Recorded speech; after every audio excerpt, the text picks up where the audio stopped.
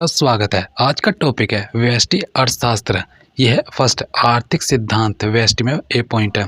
First question है नैतिक अथवा मूल्य निर्णय संबंधित है। ऑप्शन है इसका बी आदर्श आदर्श अर्थशास्त्र। फिर इसमें आएगा व्याख्या में नैतिक अथवा मूल्य निर्णय आदर्श अर्थशास्त्र से संबंधित है। आदर्श अर्थशास्त्र क्या वांछनीय है तथा क्या अवांछनीय है, क्या होना चाहिए क्या नहीं होना चाहिए का अध्ययन करता है।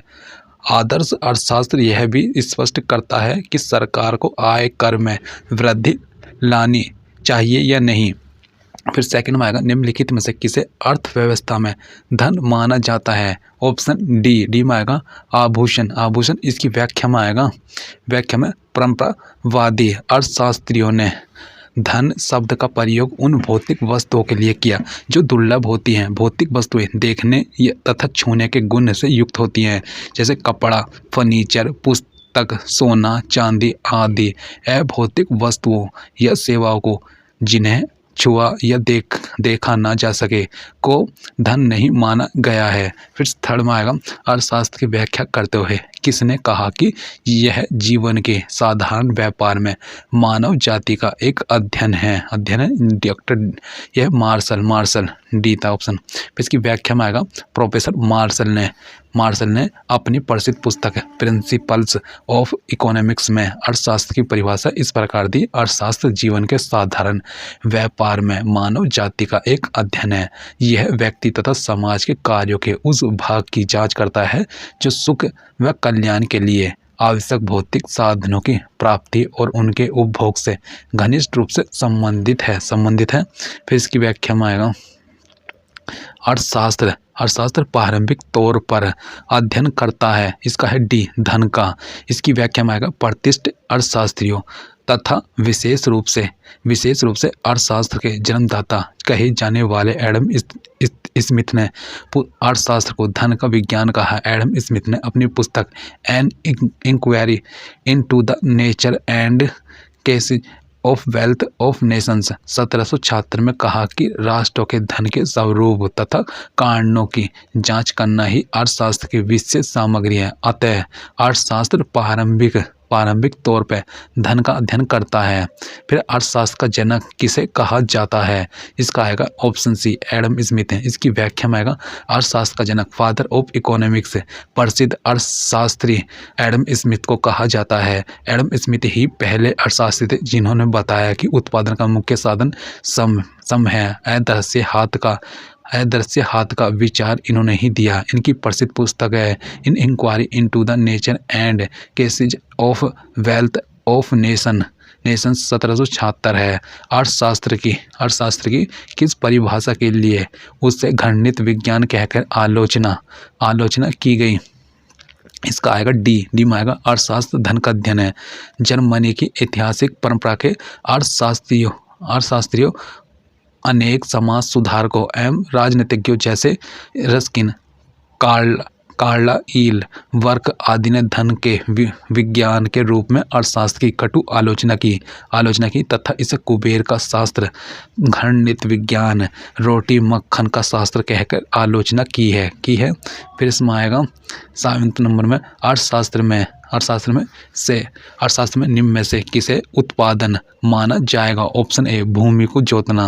व्याख्या में आएगा अर्थशास्त्र के अंतर्गत विभिन्न साधनों के प्रयोग द्वारा किसी वस्तु को उपभोक्ता के लिए उपलब्ध करवाना उत्पादन माना जाता है। उत्पादन में प्राय भौतिक रूप की ही गणना की जाती है। अतः अन्य विकल्पों को छोड़कर भूमि को जोतना उत्पादन क्रिया माना जाएगा। फिर इसमें आएगा 8 नंबर में उत्पादन का अभिप्राय होता है। इसका है ऑप्शन सी उपयोगिताओं का सर्जन। व्याख्या में आएगा जिस क्रिया के द्वारा किसी वस्तु या सेवा में उपयोगिता का सर्जन किया जाता है उसे उत्पादन कहते हैं। 9 में आएगा अर्थशास्त्र साध्यों के मध्य तटस्थ रहता है। यह विचार किसने प्रकट किया। Option C Robbins. फिर इसकी आएगा व्याख्या में अर्थशास्त्र साध्यों के मध्य तटस्थ रहता है। Economics is natural between needs ends यह विचार लियो लियोनेल रॉबिन्स ने व्यक्त किया था। लियोनेल रॉबिन्स के अनुसार अर्थशास्त्र संसाधनों की कमी से जो समस्या उत्पन्न होती हैं उनका अध्ययन करता है। 10 नंबर आएगा, निम्न में से कौन भौतिक परिभाषा के अंतर्गत नहीं है?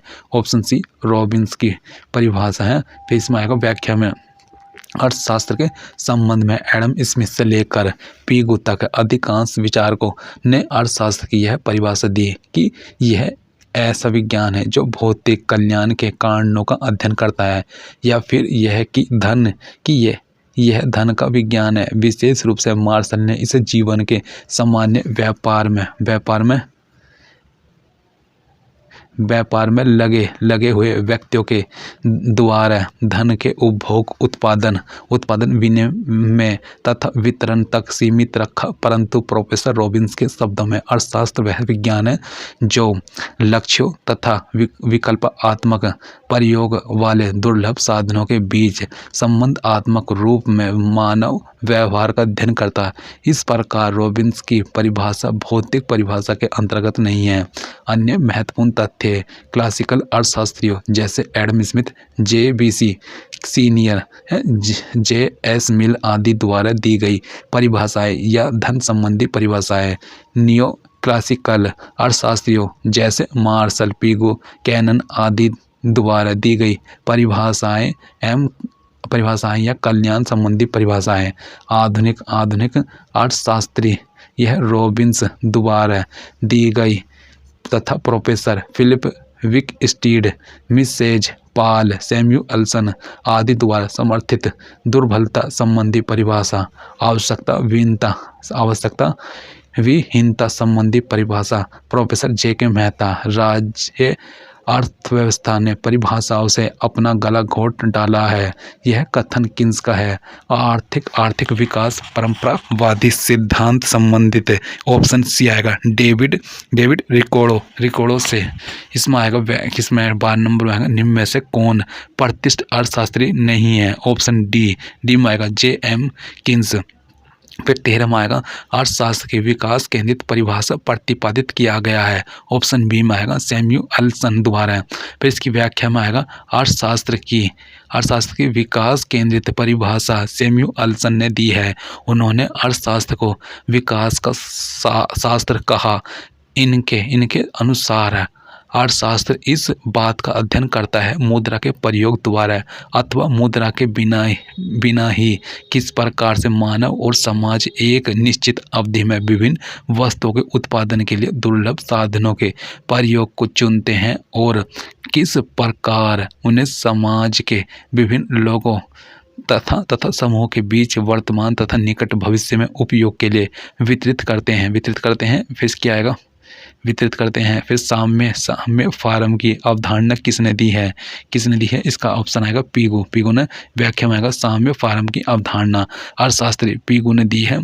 पीगू का मत है कि यदि कोई उद्योग संस्थिति या साम्य की स्थिति में हो, अर्थात उसका कुल उत्पादन दी हुई मांग के संदर्भ में अपरिवर्तित हो जाए तो आवश्यक नहीं है कि उस उद्योग की सभी फार्में स्थिति की स्थिति में हो। ऐसा हो सकता है कि कुछ फार्में उत्पादन का विस्तार कर रही है तथा कुछ संकुचन कर रही है और इन विस्तार तथा संकुचन क्रियाओं का संयुक्त प्रभाव ऐसा हो कि विस्तार प्रभाव संकुचन प्रभाव के ठीक बराबर हो।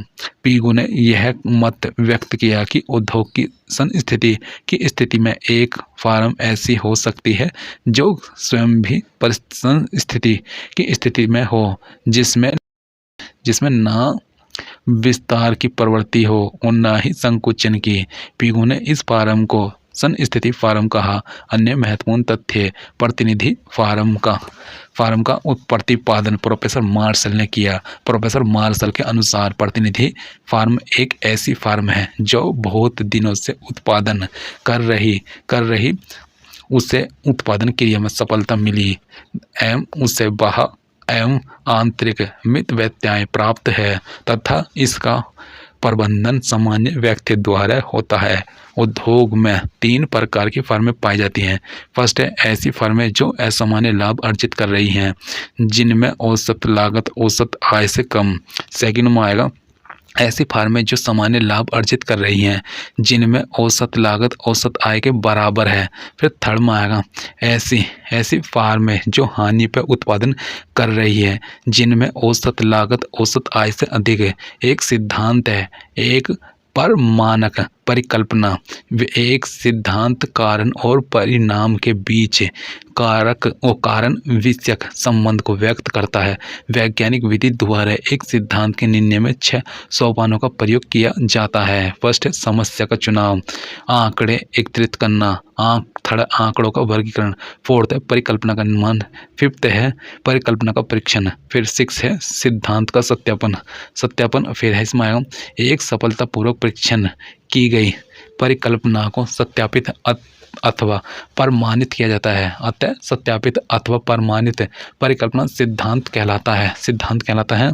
इसमें आएगा व्याख्या में, इसमें है यदि एक सीधी मांग रेखा एक वक्र के रेखीय मांग वक्र को स्पर्श करती है तो दोनों मांग वक्रों की लोच स्पर्श बिंदु पर, ऑप्शन इसका एक आएगा एक होगी। फिर इसकी व्याख्या में आएगा यदि एक सीधी मांग रेखा एक वक्र रेखीय मांग वक्र को स्पर्श करती है तो दोनों मांग वक्रों की लोच स्पर्श बिंदु पर एक समान होगी। इसे चित्र से स्पष्ट किया जा सकता है। इसकी व्याख्या में आएगा चित्र में MN सीधी मांग रेखा डी डैश वक्र रेखीय मांग वक्र को दर्शाता है जो P बिंदु पर एक दूसरे को स्पर्श कर रहे हैं। P बिंदु पर मांग की लोच E बराबर है P बिंदु का निचला भाग P बिंदु का ऊपरी भाग PN/PM।